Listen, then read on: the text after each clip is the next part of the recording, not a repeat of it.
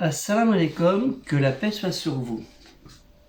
Nous abordons le mois de Muharram, comme certains le savent, et aussi ce célèbre événement pour certains de Ashura, qui a plusieurs dispositions. Excusez-moi, je prends ma fiche parce que il va y avoir un petit peu long, c'est écrit en petit, puis même avec mes lunettes, je ne vais pas y voir parce que je suis presbyte, donc il faut que je prenne. Si j'ai lunettes, je ne vois rien. Donc le mois de Muharram, en fait, c'est quoi? Muharram, Muharram, voulant dire sacré, est le premier mois du mois musulman, un des plus importants notamment chez les chiites. Ceux qui sont séparés des sunnites, non pas parce qu'ils ne croient pas à la tradition du prophète, rien à voir, c'est pas pour ça, mais à cause d'événements que nous connaissons malheureux après les meurtres du calife Ali, il y a eu les califes avant, du calife Ali ibn Talib, que Dieu l'agrée et lui accorde une grande place au paradis, mais ça il sait qu'il va l'avoir. Donc on peut augmenter cet agrément, et lui envoyer notre salam à l'occasion. Et aussi pour ses enfants et ses petits-enfants, dont les chiites vont honorer avec l'assassinat du petit-fils du prophète Mohammed sallallahu alayhi wa sallam, qui savait très bien qu'il est devant la mort, mais c'était que mortel, donc ça l'intéressait pas trop. Il avait une autre vision, donc, et que lui aussi, il avait le droit de passer au paradis, donc on lui a agréé et on lui envoie notre salam à l'occasion. Ce sera déjà une bonne œuvre. Donc ce mois de Muharram, Haram qui est sacré, donc quand c'est un sacré, c'est interdit, normalement on ne fait pas les mauvaises choses, mais malheureusement, ça a été le cas.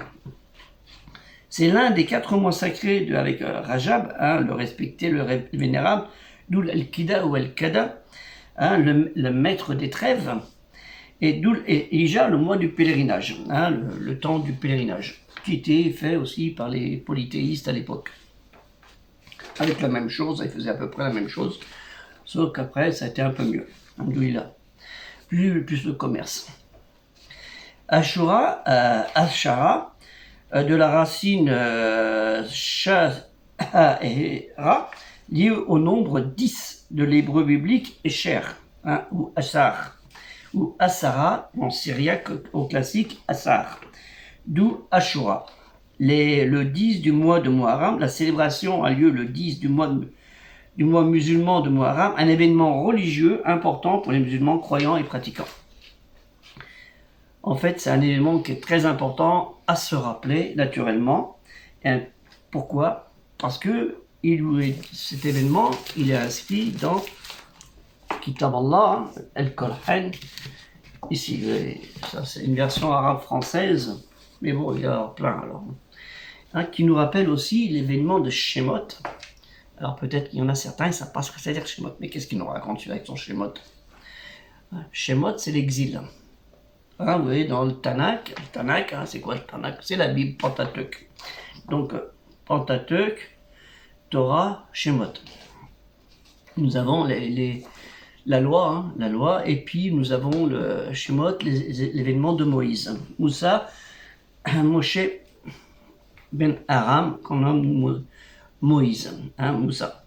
Donc, en fait, c'est l'exode des Hébreux, les Ivris, la descendance il y a très très longtemps de Héber, qu'on nomme en arabe Oud, le prophète de l'Arabie du Sud. Donc, qui était sous la conduite de Moshe ben Aram Moïse, et d'où on aura plus tard, pendant ce parcours, il aura reçu les 10 commandements. Asheret ad-Divrot, Asher, Asheret, Ashra.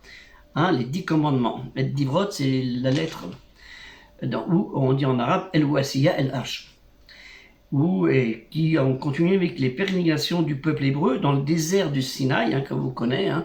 Enfin, ils ont fait ou certains disent que certains ont fait plutôt comme ça aussi, ils se sont rejoints, ils sont remontés. S'il y avait les Hébreux, ils ont été libérés autant de la haute Égypte qui est en bas que de la basse Égypte qui est en haut de l'Égypte. Et à qui on leur a donné la terre promise, terre promise citée dans El-Qur'an. On en reviendra plus tard, la révélation récitée. Donc l'importance de ce jour, hein, Ashura, qui commémore le jour où Dieu l'unique a sauvé Moïse, Moshe ben Aram, Moussa de Pharaon, hein, Paro, hein, Pharaon, et de Aman, la paix soit sur lui, sur Moïse naturellement, hein, pas sur les autres, hein, qui est cité 6 fois dans la version récitée El-Qur'an. Hein, l'unique, El-Wahid, le glorifié, exalté, le puissant et sublime, Azzawajal. Et nous trouvons cet épisode dans le Surat El-Qasas, le récit, versets 6, 8 et 28.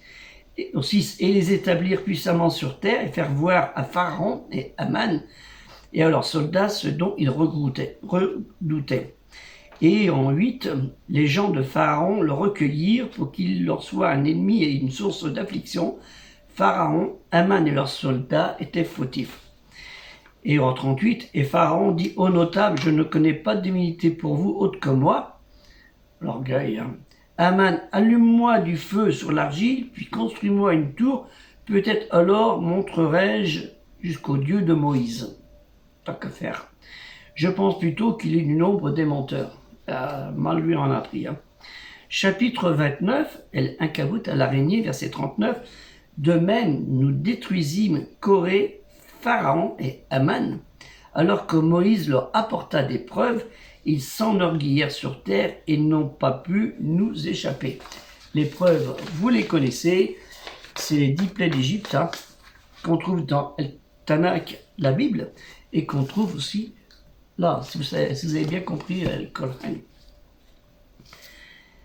Et au chapitre 40, El Khafir, celui qui pardonne, au verset 24, les versets 24, 26, 24, vers Pharaon, Aman et Corée, mais ils dirent magicien, grand menteur.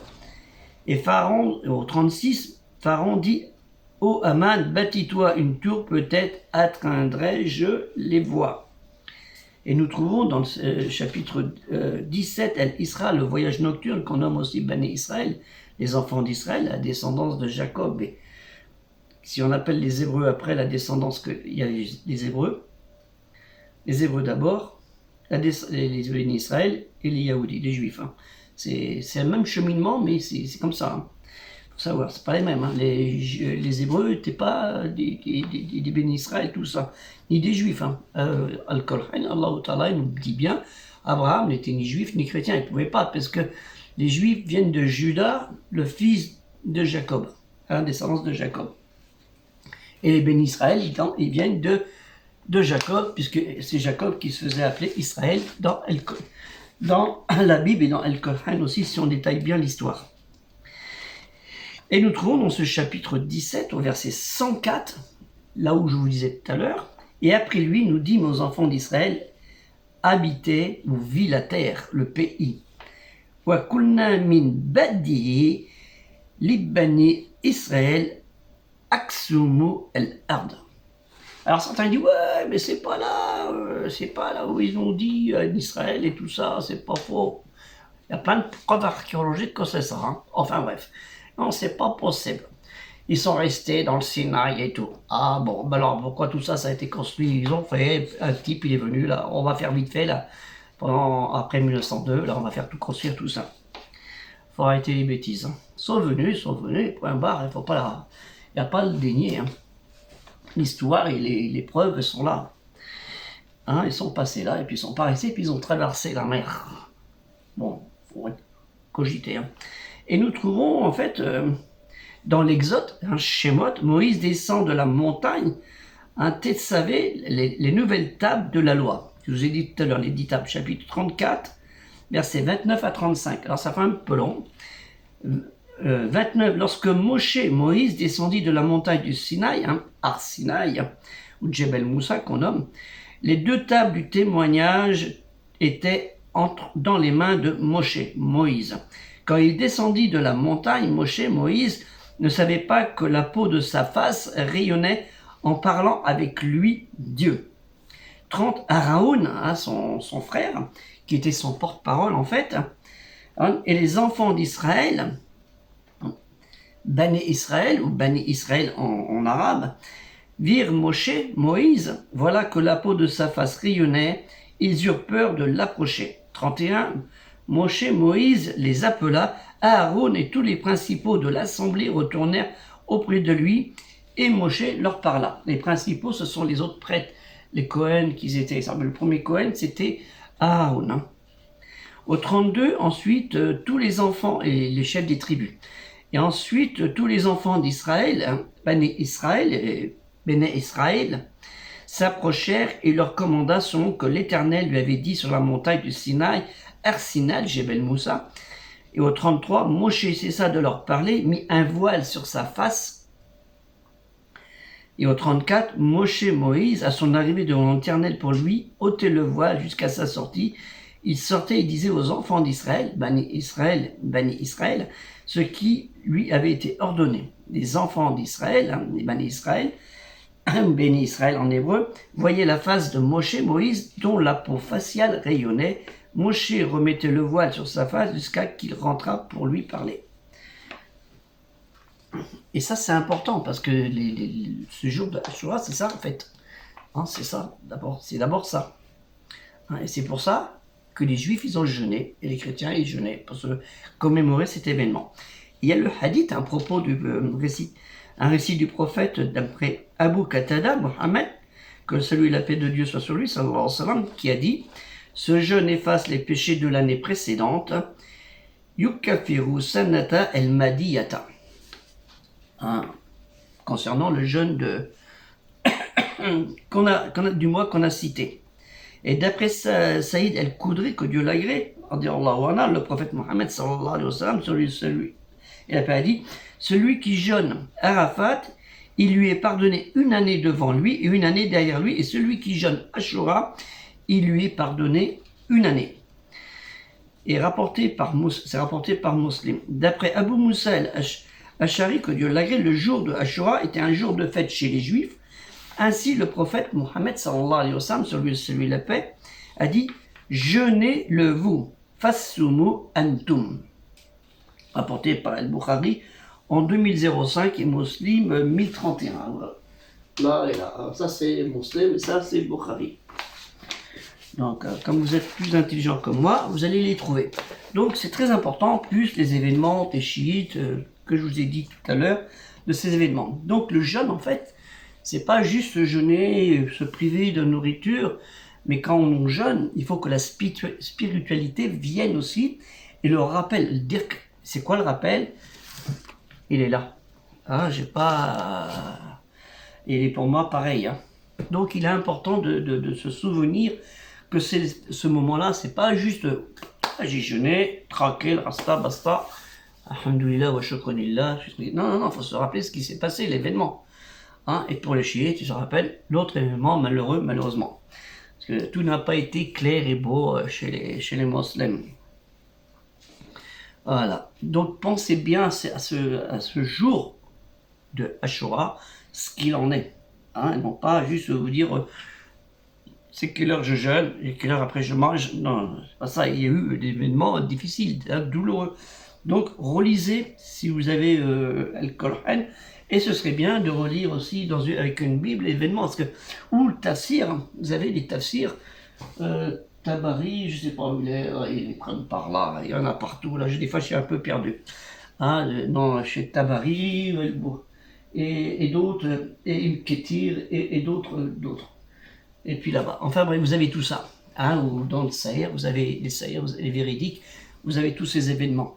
Donc c'est important de le comprendre ça. Hein, sinon, ça ne sert à rien. Il faut bien étudier. Hein. Ikra bismi rabbika, lis, révèle, récite auprès de ton Seigneur. C'est un enseignement. Donc c'est un enseignement qu'on doit recevoir, mais qu'on doit aussi apprendre, hein, en profiter pour approfondir notre connaissance, pour vaincre l'ignorance et surtout la haine qui propage dans le cœur de chacun de nous, malheureusement. Et ça, c'est pas bien. Voir un petit peu la vidéo que j'ai fait sur les gens qui disent je fais pas comme les juifs, je fais pas comme les chrétiens. Non. Enfin bref, que la paix soit sur vous, salam alaikum, et vous me dites si vous restez jusqu'à la fin de la vidéo et aidez le projet culturel musulman universel.